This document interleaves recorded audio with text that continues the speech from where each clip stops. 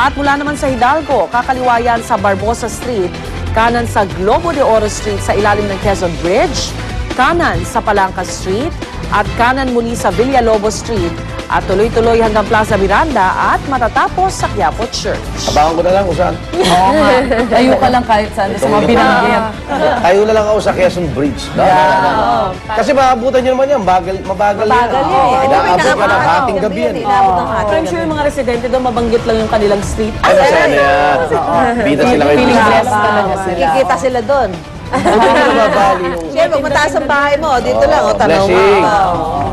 Ikaw mo, binalambitinan pala yung phone, ano? Buti hindi nababali yung cruise. Oo. Kakadagan nila, no?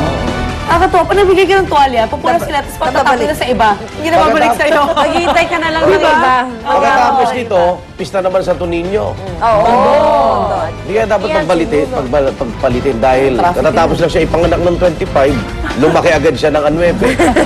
Balik bata siya ng 3 linggo. Di ba? Ang ano.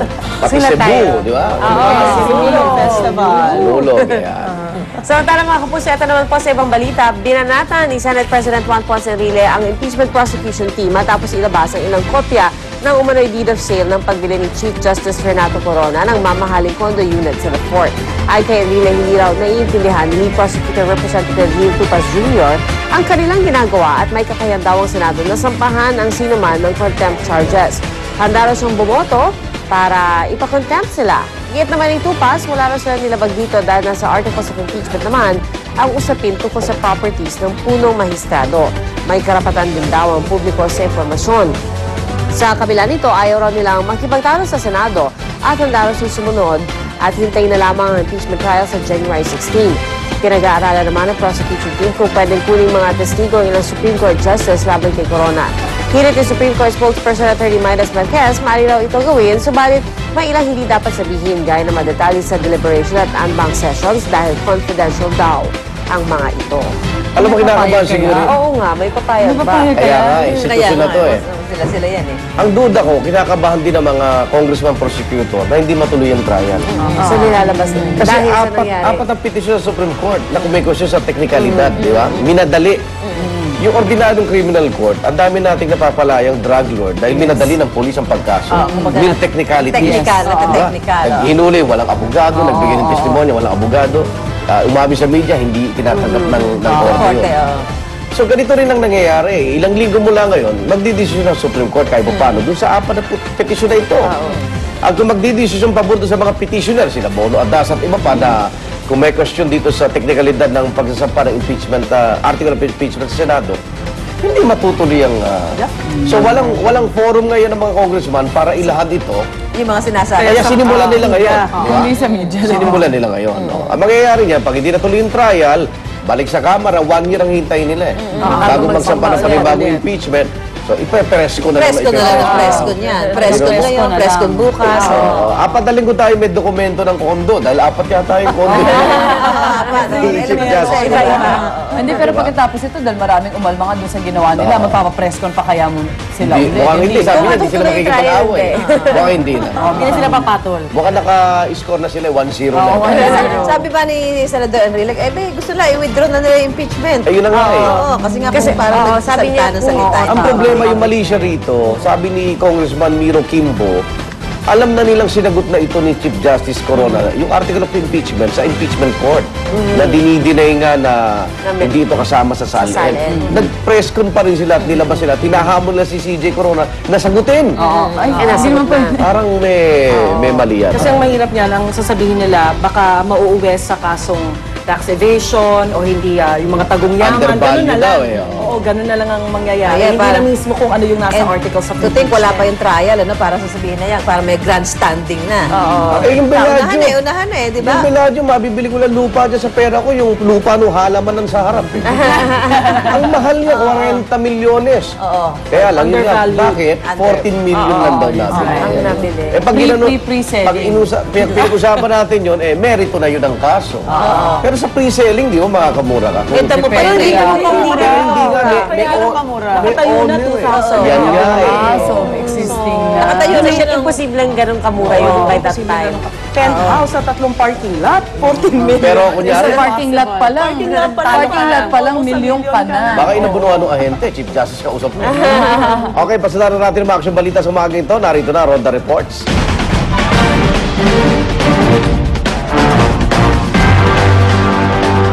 Ronda Report mula sa Quezon City, kilo-kilong frozen meat ang kinupiska sa Commonwealth Market kanina madaling araw. Yan po ang Ronda Report ni Oscar Oida.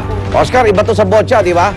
Yes, Igan, iba to. Ito yung mga tinatawag na frozen meat na mali umunong pagkakahandle. Okay, so meron din panganib sa kalusugan yan? Meron din, Okay. Igan. Mangyari kasi yan, yung tinatawag na improper thawing, yung pag lumambot itong mga frozen na ito at hindi agad na luto, dyan pumapasok yung maling chemical reaction daw na pwede magkaroon ng contamination ayon sa mga eksperto ng NMIS. Baka salmonella, oo. Pero hindi pangkaraniwan yung nangyaring inspection dahil dahil medyo nagkaroon ng tensyon na pumalag yung ilang mga tindera sa isinagawang inspeksyon ng NMIS sa may Commonwealth Market sa Quezon City.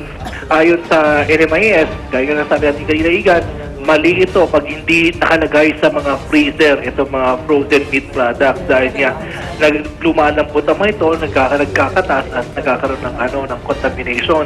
Pero ayon nga sa mga tindero naman ng Commonwealth Market, kung ganito daw ang patakaran, imposible daw makayanan nila mga simpleng tindera ang ganitong klase. Hindi raw sila lahat makaka-afford ng mga freezer, gayong nasa palengke lang daw sila.